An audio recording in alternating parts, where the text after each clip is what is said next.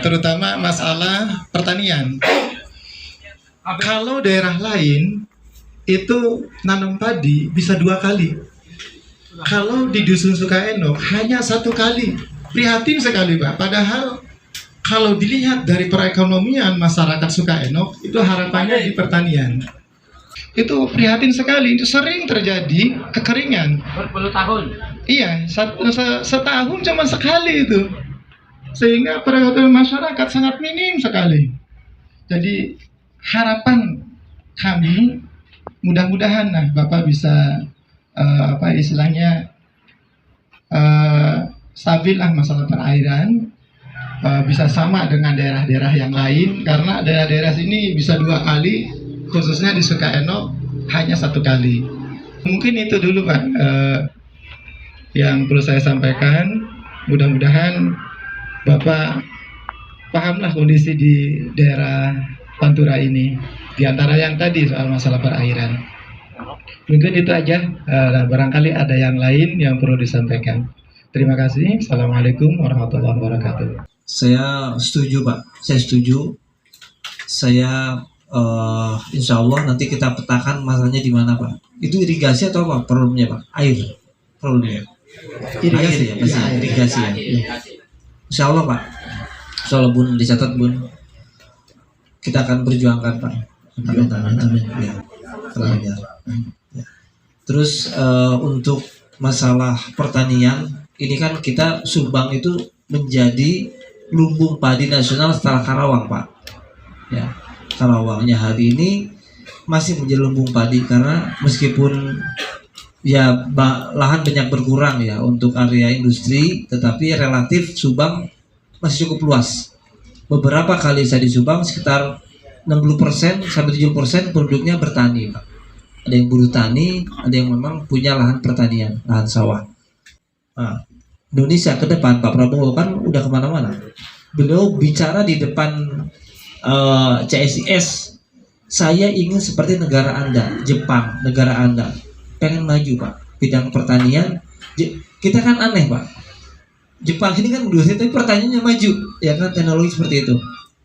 Nah, doakan saya di Komisi Pertanian Pak, ataupun komisi juga PUPR juga bisa, infrastruktur itu nggak begitu besar Pak. Kalau Bapak ya lapor, saya melihat nggak begitu besar, nggak begitu susah Pak. Insya Allah Pak kita akan perjuangkan Pak. Insya Allah. Terima kasih. Warahmatullahi wabarakatuh. Sebelumnya selamat datang Pak Gumilar. Saya di sini untuk mewakili milenial. Kenyataan atau realita untuk kaum muda atau milenial itu sekarang itu identik yang namanya kerja. Kerja itu sekarang itu lebih ke pabrik, terus intinya karyawan lah ya. Nah, setelah masuk pabrik paling itu 2-3 tahun udahlah. Artinya itu cabut dari pabrik itu, padannya pengangguran lagi, dan itu tuh apa ya?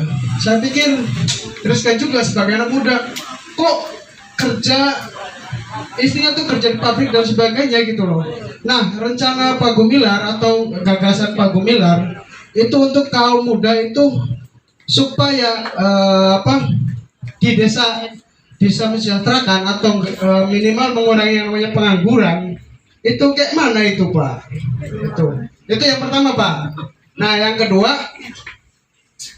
gini Pak, saya pikir visi misi saya sangat mendukung sekali sama Pak siapa tadi ya, saya sangat mendukung lah ya. Tapi untuk amankan dulu lah, artinya mengamankan Bapak supaya maju itu dulu. Kayak mana juga itu strategi dari Bapak sendiri untuk kita lebih yakin dan lebih mantap lagi gitu loh Pak. Mungkin sekian dulu Pak ya. Ya, terima kasih. Assalamualaikum. Jadi gini Bapak Ibu, ini masalah mindset Pak. Mindset orang lolobana sekolah yang boga ijazah laras tuh. Nah ini mindset. Sekolah teh nyahan ilmu, mencari ilmu, bukan mencari ijazah. Ya. Mau sekolah di mana pun cari ilmu Pak. Ilmu tuh kanyaho, kabisa, ya kabisa. Saya di STM elektro. Saya di SMP tuh dulu udah bikin bisa amplifier, bikin radio Pak. Karena cinta elektro, Saya kebetulan bahalana Bangor, Pak, tersambat ke ITB karena Bangor. Swasta tenan naon lah di swasta. Terus saya belajar kerja keras itu, Bu. Saya masuk fiksi ITB setahun sebagai programmer, ya programmer. Habis itu saya bikin program segala macam, dapat klien segala macam, Bu. Ini saya bukan cerita keberhasilan saya cerita pengalaman anak muda ya. Saya kerja hanya cukup 4 tahun, Pak. Kerja 4 tahun, cari ilmu. Dunia kerja dulu seperti apa? Saya software development, program seperti ini. Saya langsung buka perusahaan, saya bikin software development di situ. Bikin aplikasi call center, aplikasi desa, aplikasi big data hari ini, aplikasi SMS broadcast di Telkomsel, dulu di Dosat, segala macam seperti itu. Nah, ini sebenarnya saya politik itu salah arah sebenarnya ini. Seharusnya lagi terus nih. Malah juga ke politik. Seperti itu, Nurul. Lalu tadi kenapa saya bicara rahasia? Nah, sedikit. 2019 saya iseng-iseng bikin probiotik. Gara-garanya teman saya punya probiotik ini untuk pupuk cair. Pupuk cair. Tapi saya pelajari ternyata probiotik itu dia bisa obat untuk manusia. Saya iseng-iseng bikin waktu itu sekitar 40 bahan. Orang HIV AIDS selama 3 bulan sembuh total, Pak. Sembuh total selama 4 bulan HIV AIDS negatif. 2019 Wuhan meletus di China, COVID-19. Saya ingat terjadi flu burung waktu 2004 zaman Pak SBY. Wah, ini pasti ke Indonesia nih. Ternyata blast ke Indonesia, Pak. Bulan Maret, April kurang Depok.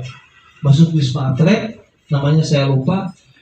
Delalahnya ada nomor kontaknya, saya tawarin probiotik saya mau satu keluarga, Pak. Tapi positif 5 hari, Pak. Yang nggak pakai probiotik saya 2 minggu. Nah, pastinya gimana caranya bisa bikin? Saya beli buku dan baca di YouTube. Jadi sayang anak muda kalau nggak kreatif sayang. Jangan nganakan kita jadi pekerja, Pak. Pekerja mah ditaker. Sekian. Tapi kalau kita bisnis punya produksi. Nah, jadi kreativitas saya insya Allah sama Bunda nanti kita ke depan kita pernah dulu bincang-bincang di sini ya, bikin pusat kreatif ya. Nah, bukan hanya gedungnya, jangan lupa bukannya gedung. Kalau cuma gedung doang nggak ada artinya. Tapi orang yang ngasih motivasi. Saya kenal baik sama Pak Helmi Yahya. Nanti kita bisa undang Pak Helmi Yahya untuk ngasih inspirasi. Ini anak budak ngerti yang perlu tuh semangat, Bu. Harus semangat, berinspirasi gitu. Nah itu kira-kira Nurul. Assalamualaikum warahmatullahi wabarakatuh. Untuk Agung mungkin kita sudah bertemu.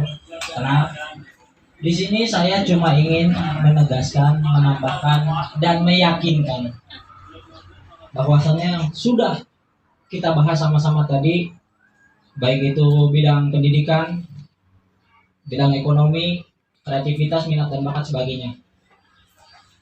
Yang pertama, saya mewakili semua ingin minta tolong ke Pak Gumi. Tolong sampaikan kepada Bapak Prabowo Subianto salam sayang dari kami semua. Ada kami semua di sini siap mengusung.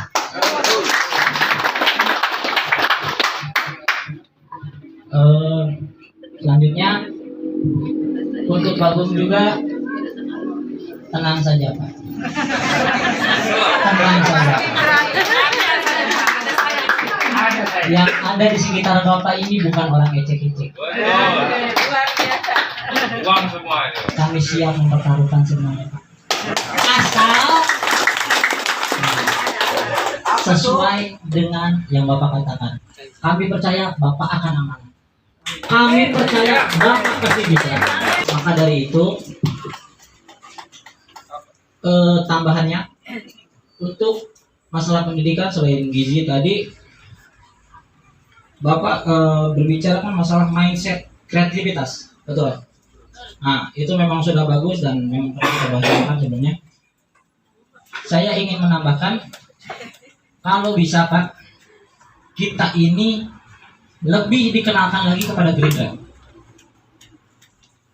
Untuk masalah caranya, ya bapak yang lebih punya kuasa, punya pemikiran sendiri ya. Yang jelas gini, karena anak muda itu bukan